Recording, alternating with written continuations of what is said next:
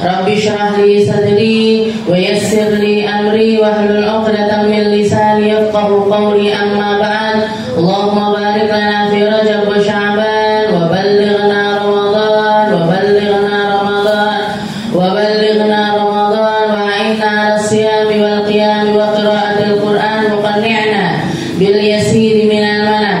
Alhamdulillah, segala puji bagi Allah Subhanahu wa ta'ala yang mengumpulkan kita, yang mendudukkan kita, yang mendatangkan kita untuk datang di tempat-tempat yang penuh berkah ini. Semoga apa yang kita lakukan menjadi pencuci dari dosa-dosa kita, menjadi tambah faham hidup kita, menjadi tambah indah perkara-perkara yang didatangkan dan dihadirkan oleh Allah Subhanahu wa ta'ala di dalam kehidupan kita. Kita jadi hamba-hamba yang lebih ngerti gimana caranya taat kepada orang tua, gimana caranya taat kepada suami, gimana caranya mendidik anak-anak kita, gimana caranya mengkondisikan seluruh anggota tubuh kita sehingga semuanya menjadi perkara-perkara yang akan kita temui di akhirat nanti, sehingga semuanya menjadi perkara-perkara yang akan menjadi bekal kehidupan kita di akhirat nanti. Karena tadi pagi saya melihat ada satu quote yang diberikan oleh salah satu teman saya. Beliau mengatakan di dunia ini semuanya butuh dengan bayaran. Nggih napa mboten? Apa perkara dunia ini yang kita nggak perlu bayar itu apa kira-kira? Tinggal kentut aja Bu kayaknya kira-kira pipis bayar, BAB bayar, napa mboten? Semuanya berbayar, semuanya butuh dengan uang, semuanya butuh dengan ekonomi, semuanya butuh dengan harta benda. Kalau misalkan harta ini sulit atau kita kesusahan di dalam mendapatkannya, susah juga, nggak bisa dibohongin, susah juga kehidupan kita. Kalau tagihan listrik datang terus pas kita nggak punya uang, ngeluh napa mboten jenengan? Itu napa bunyinya kering, sudah mulai bunyi, ya ndang dibayar kalau listriknya, saya durung duwe, pusing langsung manteng. SPP-nya anak datang nggak bisa bayar, pusing. Jadi semua yang ada di atas muka bumi ini, selama kita masih jadi penduduk dunia, ketika kita masih berada di atas muka bumi ini, semuanya butuh berbayar. Makanya saya paling nggak senang ketika ada orang mengatakan setelah belajar agama, setelah ngaji, setelah bertasawuf dan lain sebagainya, mereka mengatakan, alah buat apa dunia, buat apa kerja, buat apa mempeng golek duit. Kalau kita tidak mempeng golek duit, ngeluh Bu. Jadi bekerja itu kita jadikan bentuk sebagai ibadah. Karena sesungguhnya kalau kita lihat Sayyidina Ali pun bekerja. Rasulullah SAW menghabiskan hampir separuh dari kehidupannya juga sebagai seorang pedagang. Rasulullah sebelum diangkat menjadi nabi oleh Allah Ta'ala, sebelum beliau mendapatkan wahyu-wahyu dari Allah Ta'ala, beliau pekerjaannya nopo? Dagang. Sampai umur 40 tahun beliau berdagang. Mulai usia 6 tahun beliau mulai bekerja sama orang, jadi karyawan istilahnya, jadi pesuruh, disuruh, diamanati untuk gembalakan kambing, diamanati untuk menggembalakan sapi, diamanati untuk menggembalakan unta dengan harta atau dengan bayaran yang tidak seberapa. Sampai di usia 9 tahun beliau mulai diajak oleh pamannya untuk ikut berdagang ke Syam, ke negeri ini. Rasulullah dari umur 9 tahun dagang.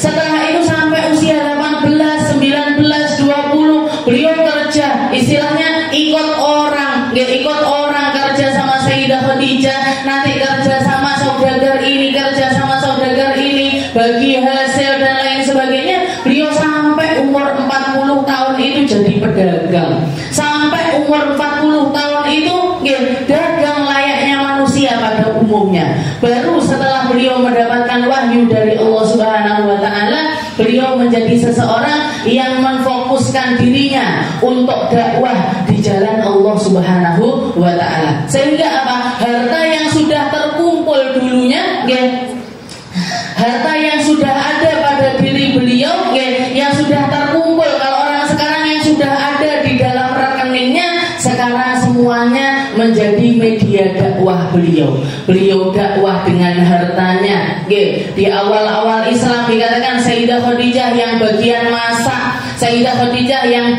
bagian bikin menu, Sayyidah Khadijah yang bagian ngundangi para kaum ibu-ibu ataupun juga bapak-bapak dari kerabatnya beliau untuk ngumpul di rumahnya Nabi, mendapatkan istilahnya untuk mendengarkan apa yang didatangkan oleh Allah Ta'ala pada diri Nabi kita, Nabi Muhammad Sallallahu Alaihi Wasallam. Kalau kita belum jadi Nabi, kira-kira kita bakalan jadi Nabi nomor berapa? Boten, nggak akan mungkin kita jadi Nabi, nggak akan mungkin istilahnya belajar. Saya belajar Ustazah, saya ngaji Ustazah, iya, belajarlah, ngajilah, tapi tentang hal perkara-perkara dunia harus tetap kita perhatikan, harus tetap kita perhatikan. Mungkin jenengan kuat untuk bersabar setiap harinya makan dengan makanan yang sederhana, tapi belum tentu anaknya jenengan ini sabar. Belum tentu suaminya jenengan sabar. Belum tentu orang tua kita sabar. Bukankah menjadi sesuatu yang menyenangkan juga kalau misalkan orang tua kita mengatakan, aku pengen budal umroh, ya Bu, tak berangkatin. Aku pengen berangkat haji, ya Bu, tak berangkatkan. Jenengan apa ndak seneng kalau bisa membiayai orang tua untuk berangkat haji, untuk berangkat umroh, atau misalkan ibu-ibu pengajian saya, ibu-ibu yasinan saya mau berangkat bareng-bareng ziarah wali-wali, iurannya 300.000, ibu pengen ikut, jenengan dengan bangganya buka dompet, ini Bu 500.000, 300-nya biayanya, 200-nya kalau pengen jajan-jajan. Lek jenengan buka dompet terus kotong, harus dikene opo, cara nyenenginnya gimana, kan lemes ya. Jadi bekerjalah, bekerja, nyari uang, motivasi suaminya jenengan untuk produktif lebih banyak, atau dukung pekerjaannya suami, atau kalau jenengan punya skill lebih, suami saya kerja jadi seorang guru misalkan, saya tak nyambi-nyambi bikin puding di rumah, saya tak nyambi-nyambi bikin kue di rumah, saya tak buka cateringan kecil-kecil di rumah, tak pasarkan lewat online, tak pasarkan lewat komunitas ini, silahkan bekerjalah, berkreasilah, tapi niat utamanya bukan pengen jadi orang kaya, niat utamanya bukan untuk menumpuk harta, niat utamanya bukan untuk menjadi orang-orang yang berfoya-foya dengan harta duniawi, tapi keinginan kita akan yaitu menjadikan apa yang kita kerjakan ini semuanya menjadi pundi-pundi pahala di sisi Allah Subhanahu wa Ta'ala. Jadi kuatnya itu di dunia ini semuanya butuh dengan bayaran, di akhirat nanti semuanya butuh dengan ganjaran. Kita semuanya butuhnya ganjaran Bu di akhirat. Uang sudah tidak berlaku, harta sudah tidak berlaku, kemewahan sudah tidak berlaku, tapi yang berlaku di alam akhirat adalah pundi-pundi pahala di sisi Allah Subhanahu wa Ta'ala. Maka jadikan setiap nafas kita itu ibadah, jadikan setiap jalan pikir kita itu ibadah, jadikan setiap khidmahnya kita itu ibadah, jadikan setiap keluarnya harta kita itu ibadah, jadikan semua yang ada pada diri kita ini modal-modal menuju kepada ganjaran-ganjaran di sisi Allah Subhanahu wa Ta'ala. Lewatnya mana Ustazah? Lewatnya jalan hidupnya Nabi Muhammad Sallallahu Alaihi Wasallam. Kalau jenengan tidak bisa memperinci niat, kita masih belum bisa, saya niatnya ini, niatnya 1, 2. Kalau kita masih belum bisa jadi orang-orang yang semacam itu, niatkan aja semuanya. Ya Allah, saya begini karena ngikutin wasallam. Ya Allah, saya makan seperti makannya Nabi.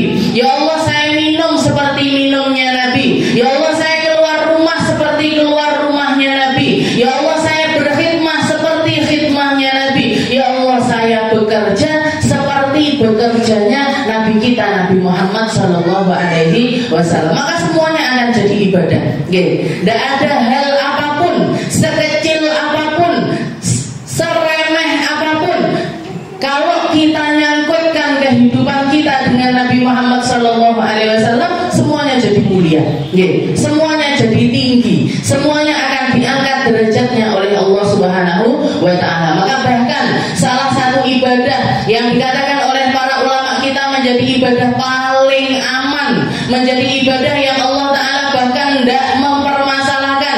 Kalau kita melakukannya dengan riya sekalipun, kita melakukannya dengan pamer sekalipun, kita melakukannya tanpa ngerti maknanya sekalipun, kita melakukannya tanpa paham apa yang harus dilakukan terhadap hal tersebut sekalipun, satu-satunya ibadah yang Allah Ta'ala melihat siapa yang sedang kita sebutkan, bukan tentang siapa yang menyebutkannya, yaitu ibadah yang namanya sholawat.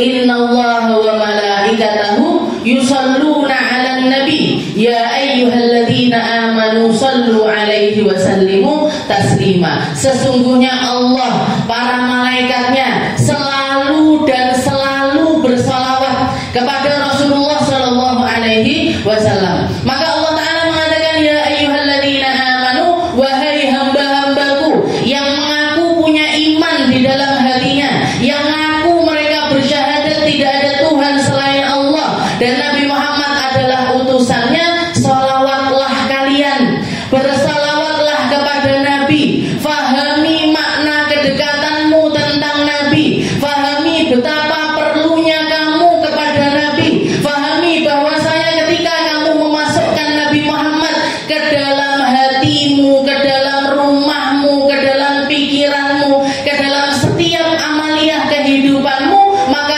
ketika itu juga rahmatnya Allah Ta'ala menyertaimu dan ampunannya Allah Ta'ala akan senantiasa membersamaimu. Kamu akan lengket sama Allah, malaikat akan berkerubut di dalam kehadiranmu. Istilahnya malaikat akan ada di sekitaranmu selalu ketika apa? Ketika kita memasukkan Nabi Muhammad di dalam kehidupan kita. Ya Allah, saya didik anak saya, bantu saya semirip mungkin seperti didikannya Nabi Muhammad Sallallahu Alaihi Wasallam. Ya Allah, saya ngaji, saya tidak ngerti niat saya untuk ngaji, saya tidak ngerti gimana caranya nata niat saya di dalam ngaji, maka cukup katakan, ya Allah, saya belajar agar Nabi Muhammad mau membersamai kehidupan saya, karena di dalam tempat-tempat inilah sholawat paling banyak dilantunkan, karena di saat-saat inilah namanya Nabi Muhammad paling banyak disebutkan. Ketika kita di luar pengajian, ketika kita duduk di luar tempat ini, ketika kita duduk di luar komunitas ini, kira-kira seberapa banyak akan disebutkan Nabi Muhammad di tempat tersebut? Kira-kira berapa banyak orang-orang yang akan nginget-nginget tentang Nabi Muhammad Sallallahu Alaihi Wasallam? Padahal butuhnya kita sama Nabi Muhammad itu luar biasa. Padahal kebutuhan kita untuk dekat dengan Nabi Muhammad Sallallahu Alaihi Wasallam itu luar biasa.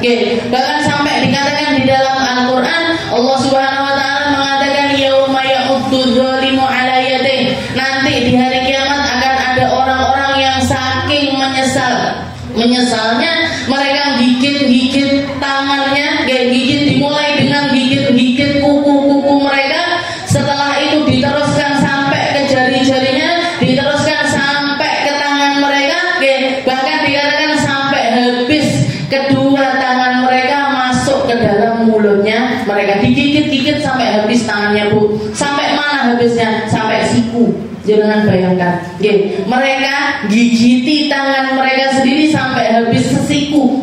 Setelah itu, setelah habis, dimunculkan lagi sama Allah Ta'ala, digigitin habis lagi, dimunculkan lagi, digigit lagi, terus seperti itu.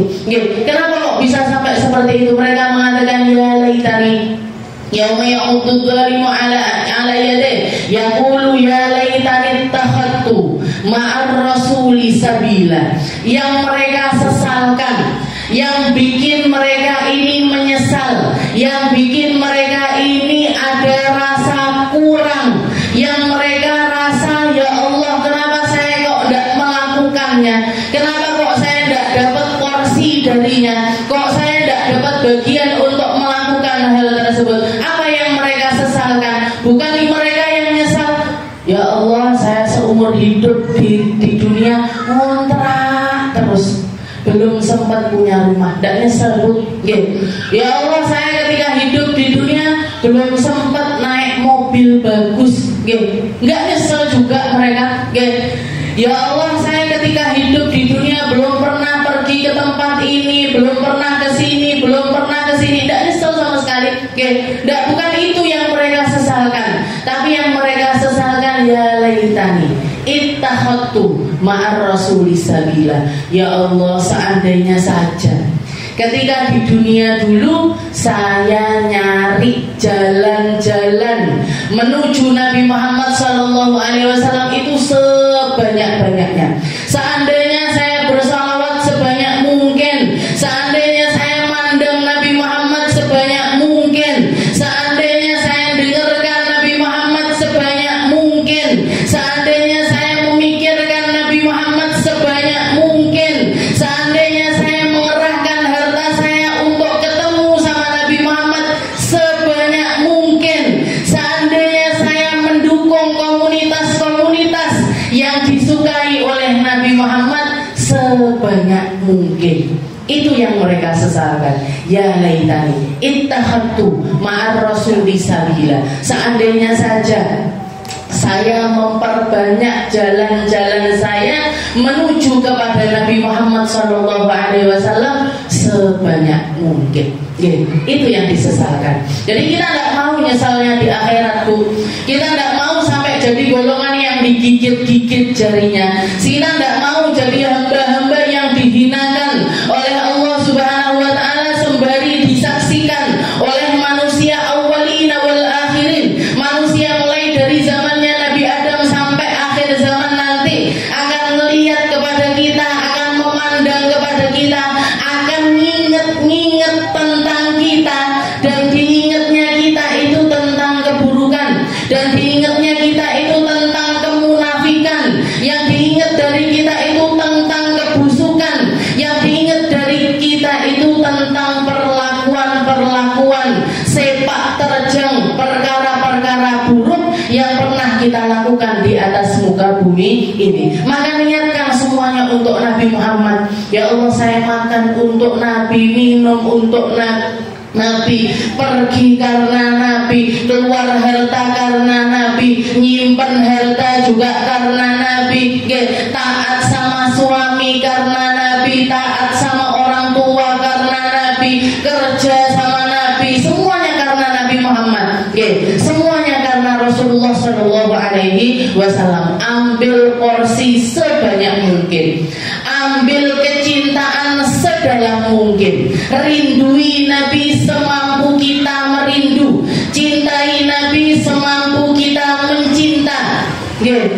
Jadikan Nabi Muhammad sebagai prioritas kehidupan kita, maka Allah Ta'ala yang akan menata kehidupan kita. Allah Ta'ala akan yang membersihkan kita. Allah Ta'ala yang akan bantu ibadah kita. Allah Ta'ala yang akan mengeluarkan kikir di dalam hati kita. Allah Ta'ala yang akan menghapuskan perkara-perkara buruk yang ada di dalam kehidupan kita.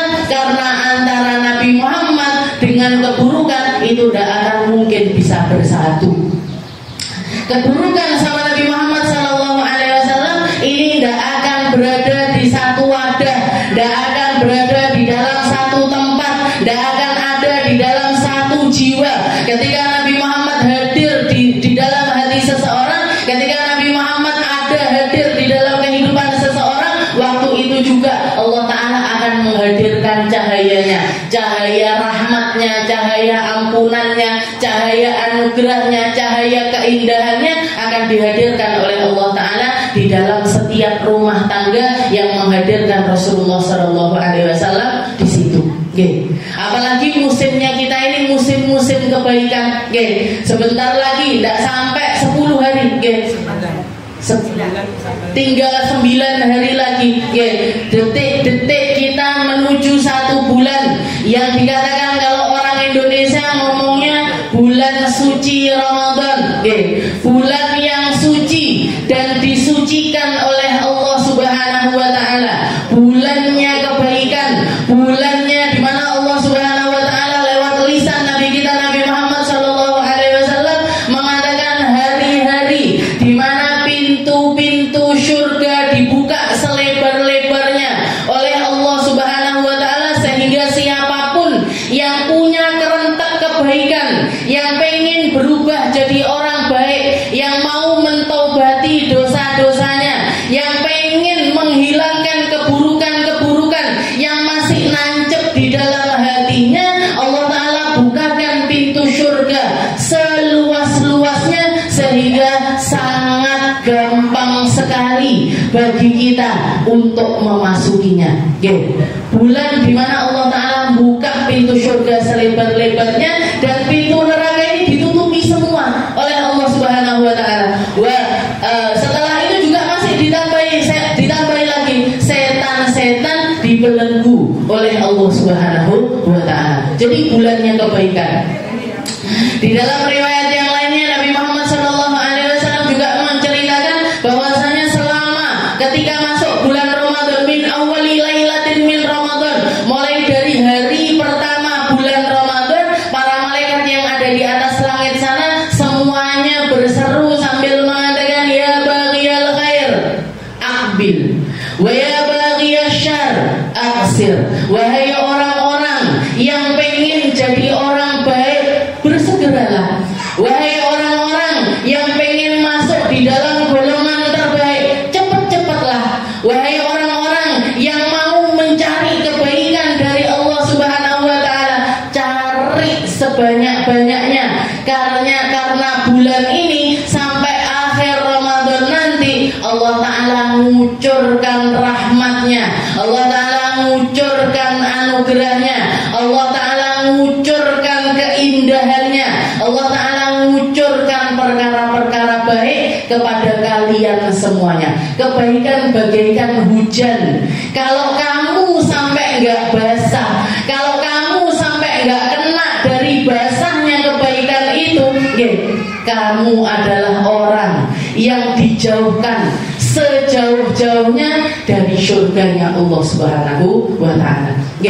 Kamu kalau sampai tidak kehujanan kebaikan, kamu kalau sampai tidak dapat porsi kebaikan, kok kamu sampai tidak masuk golongan orang nggak puas yang berpuasa, kok kamu sampai masuk golongan orang yang tidak terawih, kok kamu sampai tidak masuk golongan orang yang berbagi, kok kamu sampai tidak masuk golongan orang yang bersilaturahmi, kok kamu nggak masuk di dalam golongan orang-orang yang nitikkan air matanya di malam-malam hari, kamu adalah orang yang jauh sekali dari surganya Allah Subhanahu wa Ta'ala.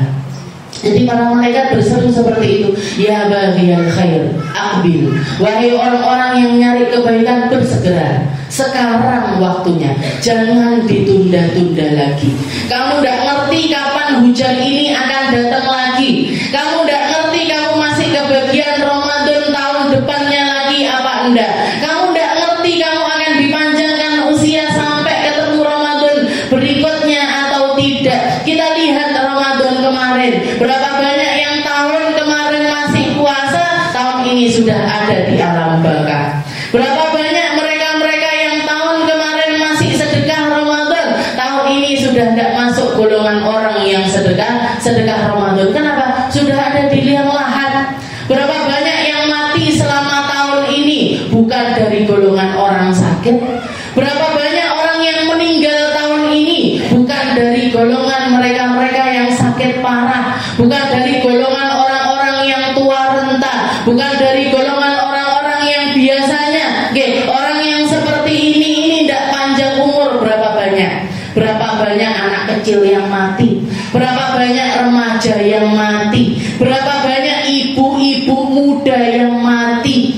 Berapa banyak di antara saudara kita, tetangga kita, orang-orang terdekat kita, sahabat kita yang diambil oleh Allah Subhanahu wa taala dan tidak mendapatkan takdir untuk ketemu sama Ramadan berikutnya.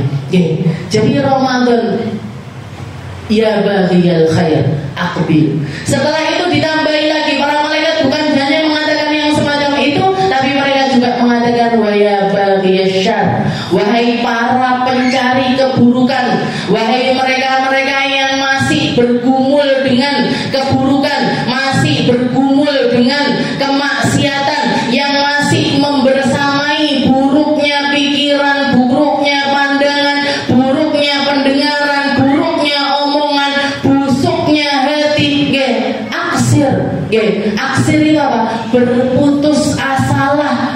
Lepaskan dirimu dari keburukan itu, bebaskan dirimu dari maksiat itu, hindarkan, larilah sejauh-jauhnya dari setiap keburukan-keburukan itu, karena ini adalah bulan suci Ramadan. Ini adalah bulan yang dibersihkan oleh Allah Subhanahu wa taala. Selesaikan urusanmu dengan manusia, selesaikan urusanmu dengan sesama, selesaikan hatimu, masalah hatimu dengan orang-orang yang kamu bermasalah dengannya. Karena ketika itu membersamai dirimu di bulan Ramadan, sedikit kebaikan yang akan bisa kamu dapatkan. Tidak akan bisa masuk. Di dalam riwayat yang lain Rasulullah juga menceritakan kullalailatin min Ramadan, setiap malam-malam dari Ramadan itu Allah Subhanahu wa taala membebaskan lebih dari 70.000 manusia,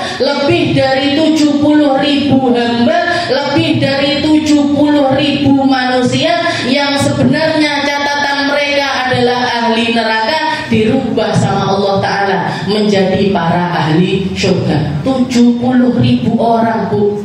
Kalau kita tidak masuk golongan yang 70.000 tersebut, nemen apa boten? Nemen. Dan itu setiap malam-malamnya, setiap malam-malamnya, setiap hari-harinya. Apa tandanya, Ustazah? Apa tandanya kalau misalkan kita ini masuk di dalam golongan yang dicap sama Allah Ta'ala sebagai penduduk surga dan tidak akan mungkin masuk ke dalam neraka? Apa tandanya? Tandanya adalah keburukan-keburukan, maksiat-maksiat, keburukan hati ataupun keburukan anggota badan itu lepas semuanya dari dirimu.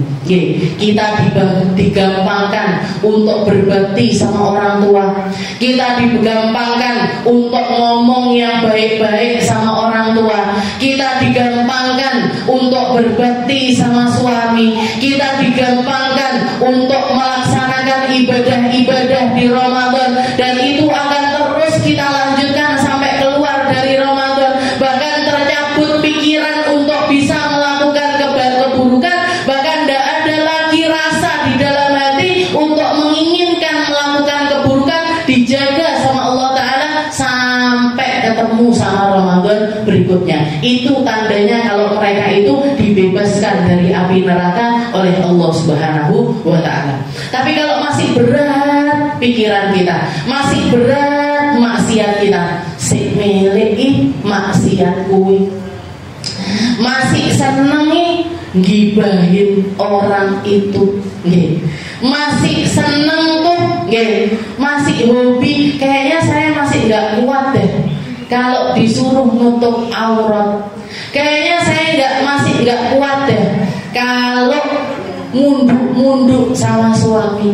Kayaknya saya nggak kuat deh kalau melihat ataupun gak mendengarkan perkara-perkara yang diharamkan sama Allah Subhanahu wa Ta'ala. Kalau kita masih jadi hamba yang semacam itu, ketahuilah kita bukan masuk di dalam mereka-mereka yang dibebaskan dari api neraka oleh Allah Subhanahu wa Ta'ala. Ramadan ini musimnya, masih ada kesempatan apa enggak untuk kita berubah? Masih, masih tersisa 8 hari di bulan Sya'ban, masih tersisa 8 hari 9 hari sebelum kita masuk ke dalam bulan Ramadan. Ditoto Bu, ditata niatnya, bikin target, bikin schedule, jangan tahu schedule. Jadi ditoto hari-harinya, ratakan ibadah kita sepanjang Ramadan, ratakan sedekah kita sepanjang Ramadan, ratakan kebaikan kita sepanjang Ramadan. Makanya guru saya mengatakan kalau kamu digolongkan oleh Allah Ta'ala untuk menjadi hamba-hamba yang ditakdirkan untuk masuk ke dalam bulan Ramadan, ratakan kebaikanmu. Karena terutama di malam-malamnya, karena di salah satu malam itu pasti akan ada yang namanya Lailatul Qadar. Mereka yang man qama Ramadan imanan wahtisaban ghufira lahu ma taqaddama min dzambi. Nabi Muhammad mengatakan barang siapa yang puasa Ramadan, yang bangun di malam harinya, bangun di malam-malam Ramadan dengan penuh keimanan, dengan penuh kesabaran untuk melakukannya istiqomah sampai akhir Ramadan, katanya Nabi Muhammad, ghufira lahu ma taqaddama min dzambi. Dosa-dosa dia sebelumnya semuanya dihapuskan sama Allah Ta'ala. Semua keburukan kita sebelumnya akan dihapuskan oleh Allah Subhanahu wa Ta'ala. Syaratnya apa? Syaratnya imanan wahtisaban. Syaratnya kita melakukannya penuh dengan keimanan. Penuh dengan keimanan ini gimana? Kita meyakini bahwa misalnya setiap ibadah-ibadah itu akan penuh dengan pahala dari Allah Subhanahu wa Ta'ala.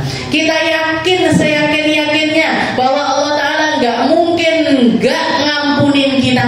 Allah Ta'ala tidak mungkin tidak memberikan kita pahala. Allah Ta'ala tidak mungkin menyia-nyiakan kita. Allah Ta'ala tidak mungkin ngusir kita ketika kita ngetuk terus di hadapan pintu rahmatnya Allah Subhanahu wa Ta'ala. Jadi teruslah imanan wahtisaban. Di dalam riwayat yang lain Rasulullah juga mengatakan man qama Lailatul Qadar, barang siapa yang ibadah di malam Lailatul Qadar imanan wahtisaban. Tapi syaratnya tetap penuh dengan iman dan penuh dengan kesabaran untuk melakukannya sampai akhir Ramadan. Apa yang didapatkan? Ghufira lahu ma taqaddama min dzambi. Dosa sebelumnya semuanya diampuni oleh Allah Subhanahu wa Ta'ala. Jadi itu yang kita.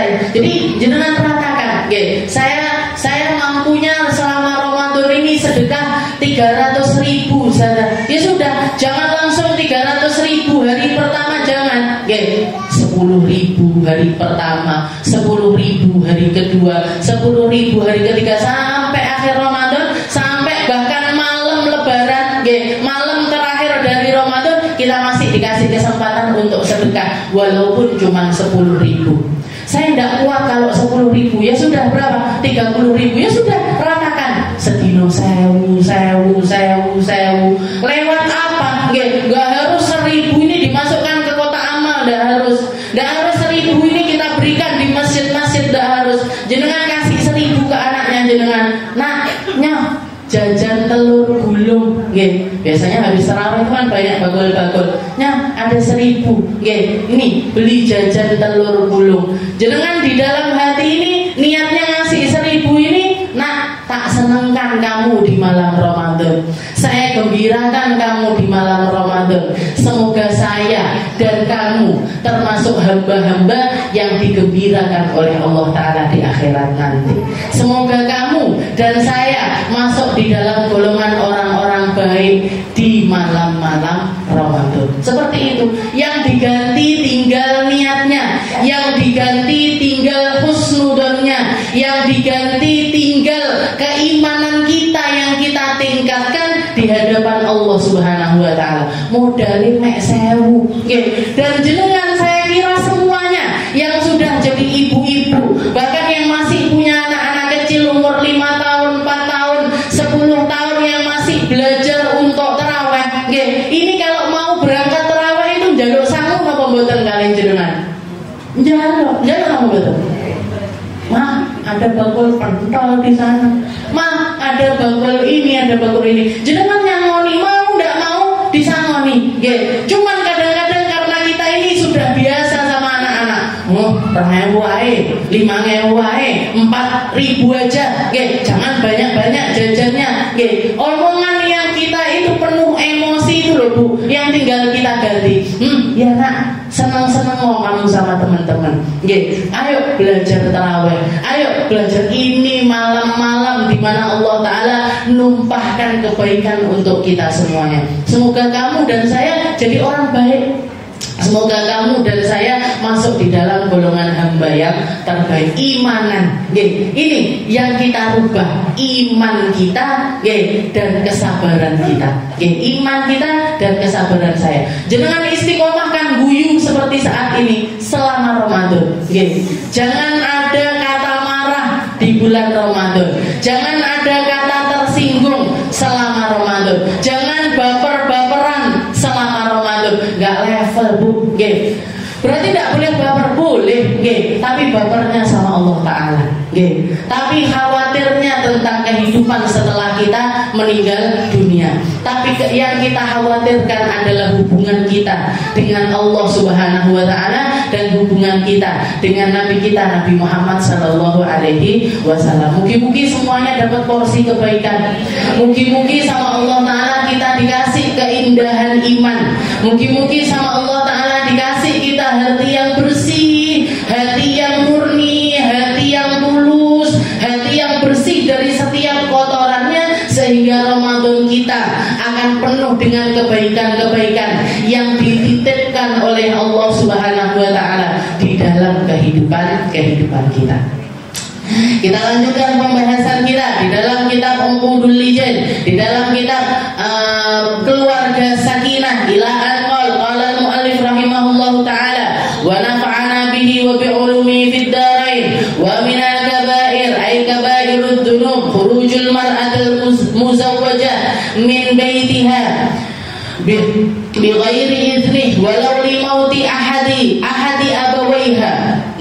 Jadi dikatakan di sini, mungkin ini adalah pelajaran terakhir kita di dalam kitab Uqudul Lijan menjelang masuk kita di dalam bulan Ramadan. Ditutup dengan salah satu ditutup dengan perkataannya sang pengarang yang mengatakan wa minal kabair, termasuk salah satu dosa besar ai kabairud dzunub, yaitu dosa-dosa terbesar. Dan ini harus menjadi sesuatu yang jauh sekali dari diri kita. Karena di dalam salah satu riwayat yang lain lagi, Nabi Muhammad juga mengatakan as-salah ila salah wal jum'ah ila jum'ah wa ramadan ila ramadan mukaffaratun lima bainahunna majtunibatil kabair.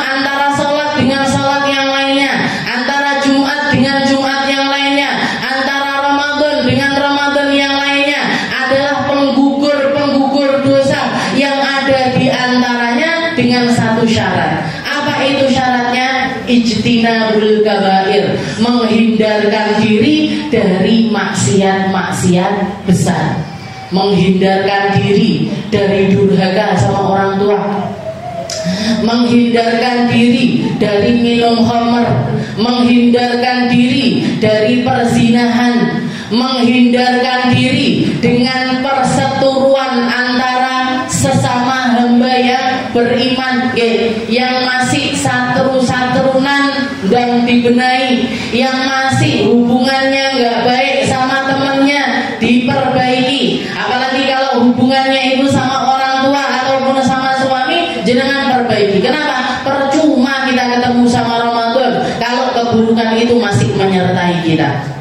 Jadi di sini beliau mengatakan wa minal kabair, termasuk salah satu dosa besar khurujul mar'ah al-muzawwajah, keluarnya seorang istri, keluarnya seorang perempuan yang memiliki suami min baitiha, dari rumah tinggalnya bighairi idni, tanpa izin suami, walau limauti ahadi abawaiha, walaupun itu sebabnya adalah karena salah satu orang tuanya wafat sekalipun.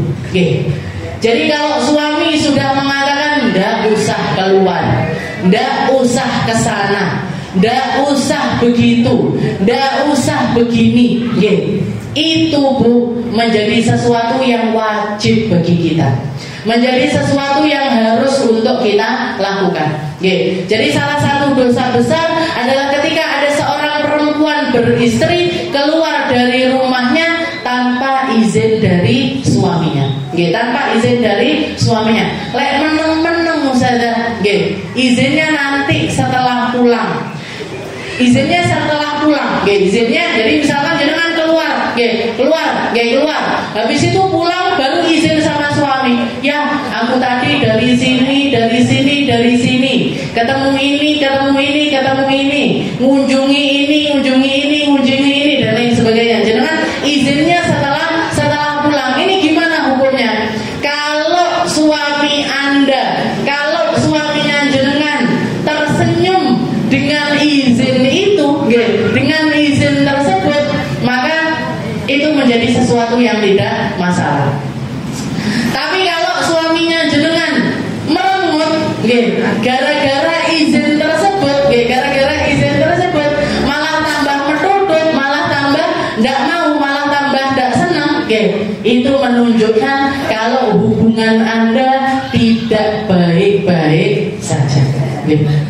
Itu menunjukkan kalau hubungannya tidak baik-baik saja. Berarti ada yang perlu dibenahi. Berarti kita masih sering sembunyi-sembunyi niat. Berarti kita masih sering sembunyi-sembunyi tujuan. Berarti kita masih sering sembunyi-sembunyi tentang perkara-perkara yang sudah seharusnya suami kita itu ngerti tentang hal tersebut. Jadi gimana Ustazah? Ya kalau misalkan kita tidak yakin ini bakalan nyenengin mereka, izinnya sebelumnya, jangan sesudahnya. Ibu-ibu biasanya karena hubungannya itu setiap hari, karena ketemunya setiap hari, nyepaknya makannya setiap hari, ngobrolnya setiap hari, akhirnya terkikis, penghormatan kita terkikis, kedudukan mereka di hati kita terkikis. Kalau nggak percaya, jangan eleng-eleng awal-awal seminggu pernikahan, sebulan pernikahan, sama pernikahan jenengan yang sekarang, jenengan eleng-eleng. Dulu ketika bikinkan kopi itu rasanya gimana? Dulu ketika nyiapkan makanan itu rasanya gimana? Dulu ketika jenengan dandan itu rasanya gimana? Sama sekarang. Kalau sekarang jenengan, aduh, dadak macak neng omah, macak tak nenggone di luar rumah saja, ada masalah di situ. Kalau jenengan siang naik kopi di ya elah, bikin kopi sendiri, bikin sarapan sendiri, bikin ini sendiri, ada masalah di situ berarti.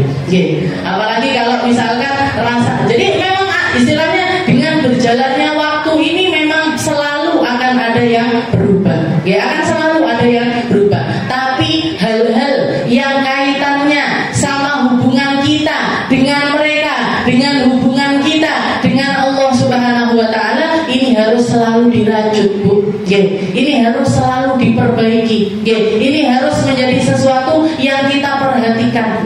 Kita harus perhatikan apa yang di dalam rumah kita dulu sebelum apa yang di luar rumah kita. Kita harus perhatikan yang di dalam rumah dulu. Hubungan kita sama suami, hubungan kita sama anak-anak, hubungan kita sama yang ada di dalam rumah, ini harus lebih baik ketimbang hubungan kita di luar rumah. Itu yang diinginkan sama Allah Subhanahu wa Ta'ala. Makanya aturan ini menjadi, bahkan kalau dilanggar, istilahnya ini kan sesuatu yang sangat simpel sekali. Cuman izin suami, cuman minta ridhonya suami. Cuman mungkin kalau jenengan WA itu, ya saya hari ini jadwalnya ngaji di Villa Sarwika, itu cuman 2 bait aja. Jangan kirimkan, ya aku jam 9 berangkat ngaji ya. Ya aku jam 9 ngumpul di tempat pengajian. Cuman sesuatu yang simpel itu. Tapi kalau kita langgar, kalau sampai bikin mereka ini tidak ridho dengan keluarnya kita, kalau sampai bikin kita ini tidak disenangi, atau istilahnya muka masem aja suami kita ketika kita izinnya telat atau izinnya itu di akhir, itu sudah masuk di dalam minal kabair, masuk di dalam golongan dosa besar. Apa itu dosa besarnya? Keluar rumah tanpa izin dari suami. Sesuatu yang sangat simpel sekali, tapi bikin Allah Ta'ala murka. Bikin Allah Subhanahu wa Ta'ala murka. Aili ajri janazati. Walaupun bahkan dikatakan di sini, walaupun itu keluarnya wafat. Nggih. Siapa anak yang nggak pengen langsung lari kalau dengar orang tuanya sakit aja, nggak usah meninggal? Siapa yang nggak pengen lari kalau dengar ibunya lagi di rumah lagi ada masalah, lagi ada problem, atau lagi, misalkan jenengan di WA sama orang tuanya, nak kapan kesini, jenengan tinggalnya di Tulungagung, ibu bapaknya jenengan misalkan tinggalnya di Jakarta, jenengan moco WA nih, baca WA-nya aja, apa ndak pengen langsung beli tiket berangkat ke Jakarta? Pengen, apalagi sampai dengar kabar wafatnya mereka. Apalagi sampai dengar kabar wafatnya mereka. Jadi ini dikatakan biwaili ini walau limauti ahadi abawi. Jadi walaupun hal itu adalah karena salah satu dari orang tuanya itu wafat.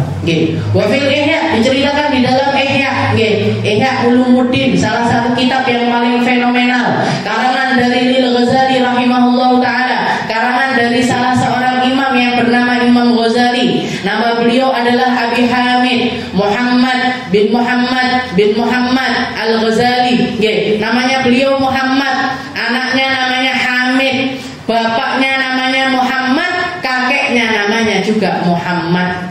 Salah seorang ulama terkemuka pada zamannya beliau. Bahkan sampai sekarang pun kitab-kitabnya masih jadi panduan di pondok-pondok pesantren. Ihya Ulumuddin. Guru saya dulu mengatakan orang kalau di rumahnya ada kitab Ihya, ada tok, masih jenengan dari iso maca. Kitabnya kitab Ihya Ulumuddin itu ada masuk di dalam rumah seseorang, dikatakan Allah Subhanahu wa taala, Allah Subhanahu wa taala. Jadi istilahnya kitab-kitab itu akan menjadi sumber rahmat bagi orang yang tinggal di dalam rumah tersebut. Nama kitabnya adalah Ihya Ulumuddin.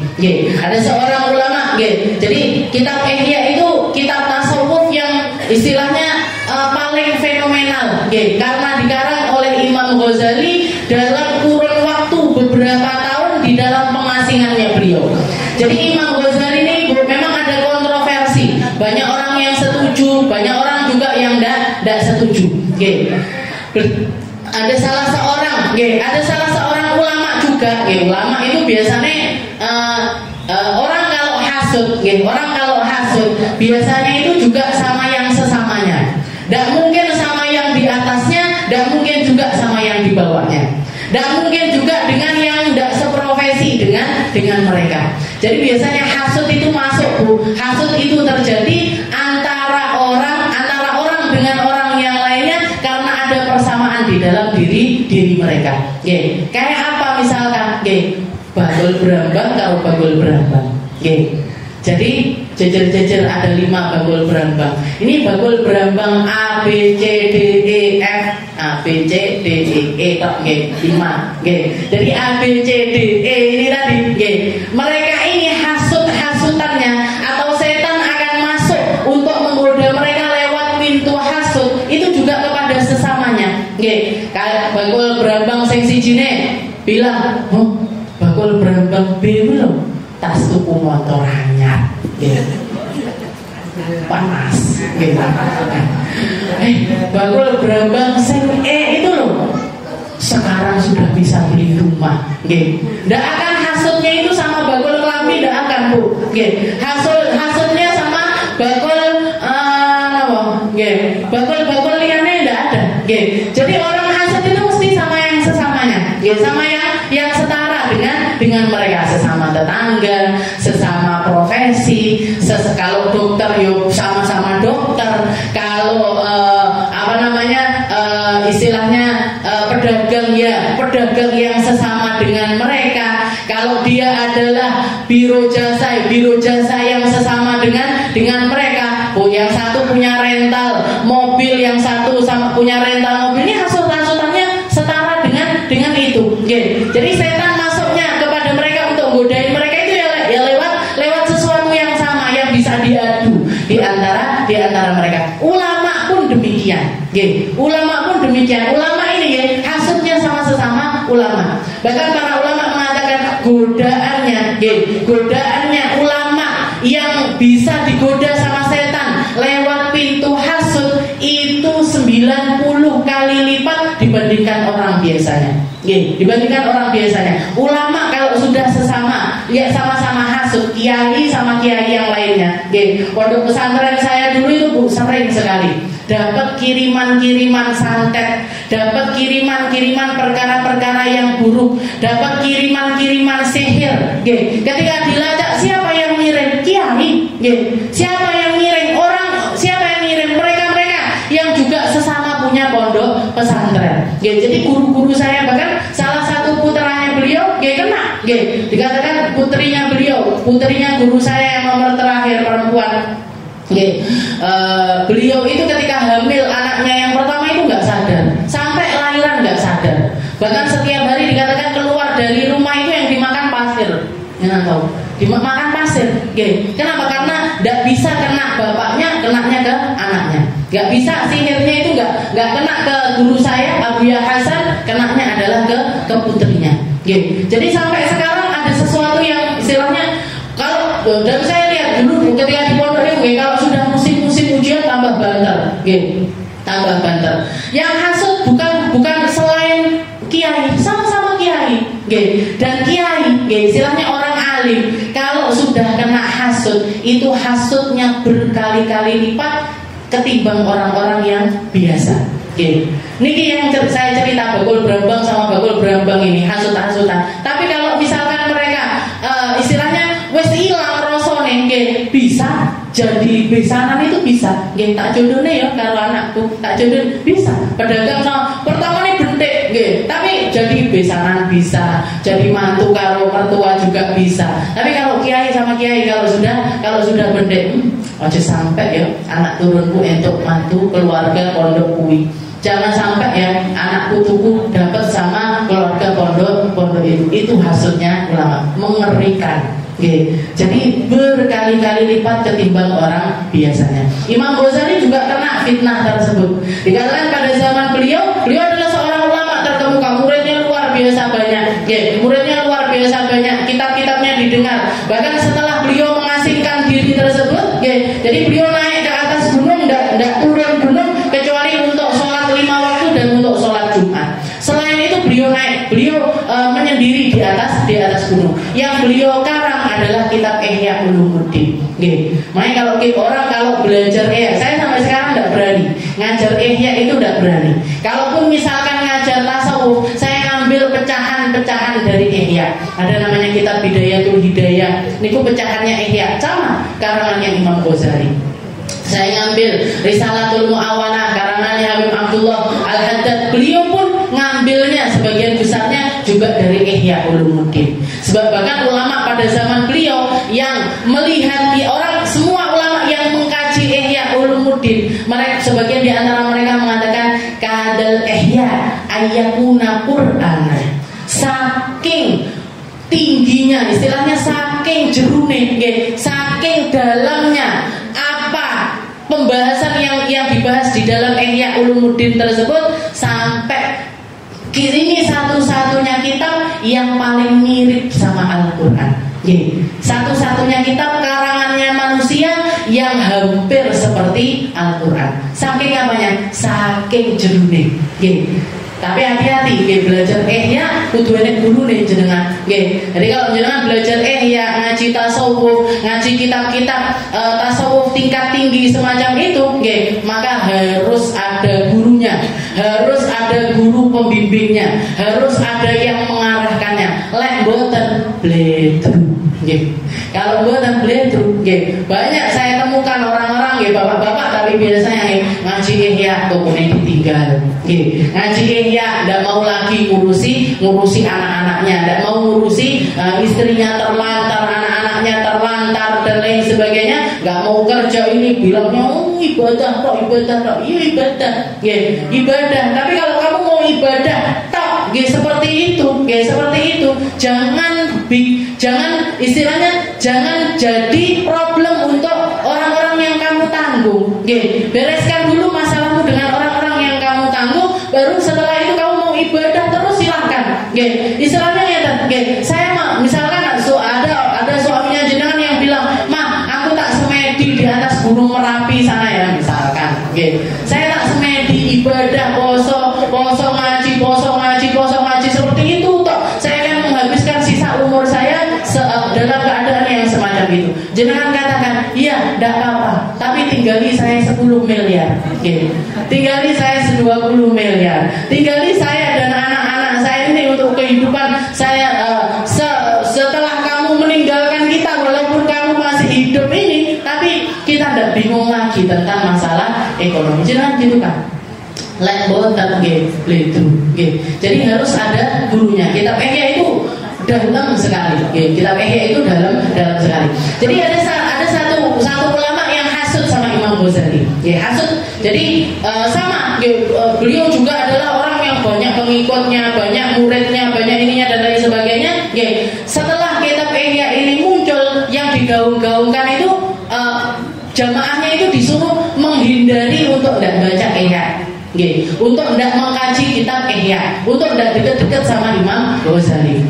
Sampai suatu hari dikatakan si ulama ini tadi yang hasud ini tadi mimpi ketemu sama Rasulullah SAW. Di situ ada Sayyidina Abu Bakar, ada Sayyidina Umar, Sayyidina Ali, Sayyidina Uthman, ada 4 khulafaur rasyidin, juga ada Nabi Allah Adam, ada Nabi Ibrahim, ada Nabi Musa, ada Nabi Isa. Jadi 4 di kanannya adalah khulafaur rasyidin yang 4 di sebelahnya lagi adalah para nabi. Nabi Adam, Nabi Ibrahim, Nabi Musa sama Nabi Isa. Setelah itu ulama ini juga dihadirkan. Ulama ini tadi dihadirkan, diperlihatkan tentang momen tersebut. Setelah itu Nabi Musa mengatakan kepada Nabi Muhammad, ya Muhammad, anta taqul, wahai Muhammad, engkau mengatakan ulama ummati ka'ambiya Bani Israel. Wahai Muhammad, kamu pernah mengatakan selama kamu masih hidup, ulama-ulama umatku itu setara dengan nabi-nabi di zaman Bani Israel. Jadi ulama-ulama kita itu kedudukannya seperti nabi-nabinya Allah Ta'ala di ketika masa Bani Israel, di zaman sebelum zamannya Nabi Muhammad SAW. Maka Nabi Muhammad mengatakan na'am, iya memang benar saya pernah mengatakan yang semacam itu.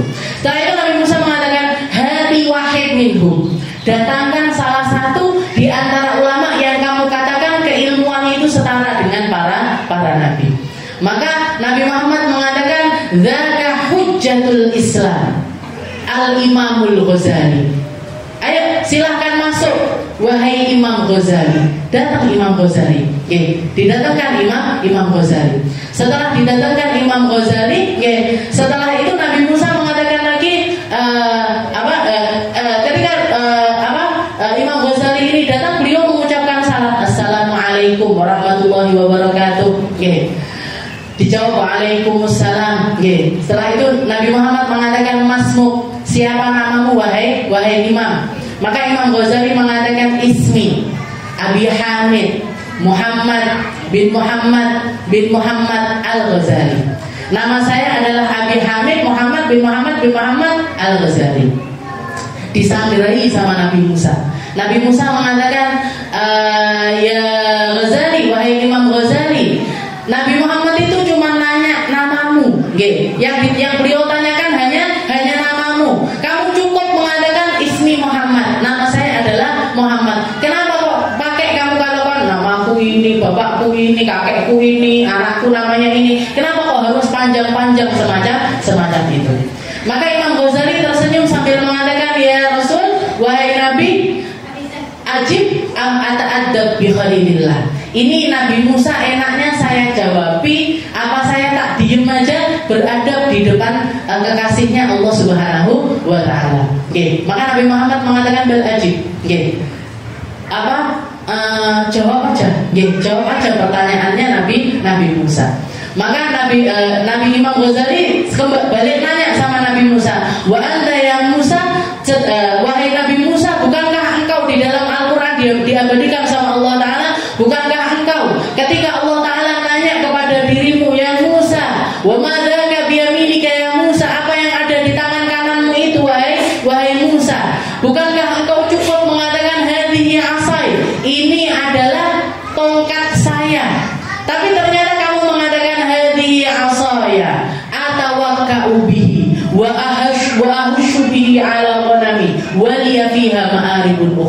ini adalah tongkat saya, tak pakai untuk nopang badan saya, tak pakai untuk ngusai hewan ternak saya, dan masih ada banyak manfaat dari tongkat saya ini. Ya Allah, bukankah Allah Ta'ala cuma nanya yang di tangan kananmu apa? Kenapa nggak dijawab tongkat ya Allah? Kenapa kok kamu harus bleber-bleberkan tentang manfaat dari tongkat tersebut? Maka Nabi Musa ketawa sambil mengatakan hadza.